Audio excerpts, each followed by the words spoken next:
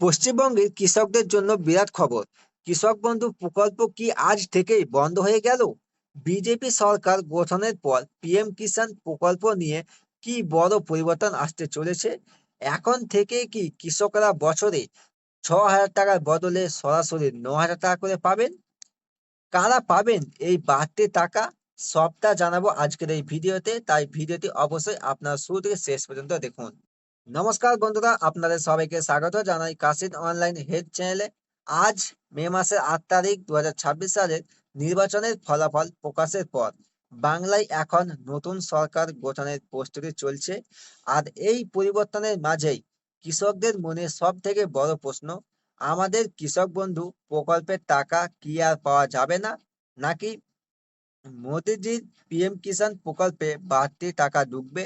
আজকের ভিডিওতে আমি একদম পরিষ্কার তথ্য আপনাদের সামনে তুলে ধরবো, তাই ভিডিওটি অবশ্যই আপনারা শুরু থেকে শেষ পর্যন্ত দেখুন। আপনারা যদি এই চ্যানেলে নতুন হয়ে থাকেন, চ্যানেলটিকে সাবস্ক্রাইব করে পাশে থাকা বেল আইকনটি অন করে দিবেন।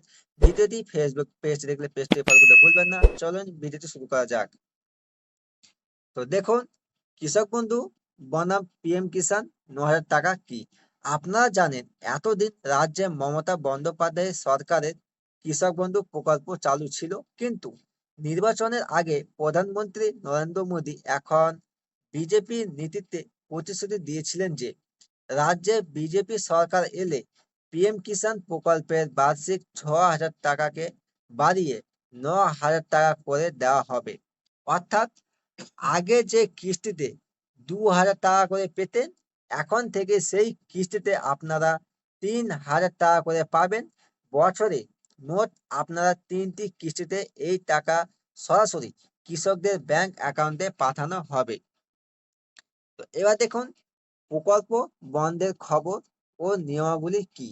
ভিডিওর মূল তথ্য অনুযায়ী সরকার পরিবর্তনের ফলে কৃষক বন্ধু প্রকল্প হয়তো আর কন্টিনিউ হবে না।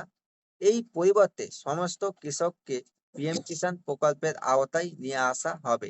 তবে এখানে আমাদের দাবি থাকবে যে পিএম কিষাণের কঠোর নিয়মগুলো, যেমন ধরুন 2019 সালের পরে রেকর্ড না নেওয়া যেন শিথিল করা হয়, যাতে আমাদের বাংলার ছোট বড় সমস্ত কৃষক এই 9,000 টাকা সুবিধা পেতে পারেন।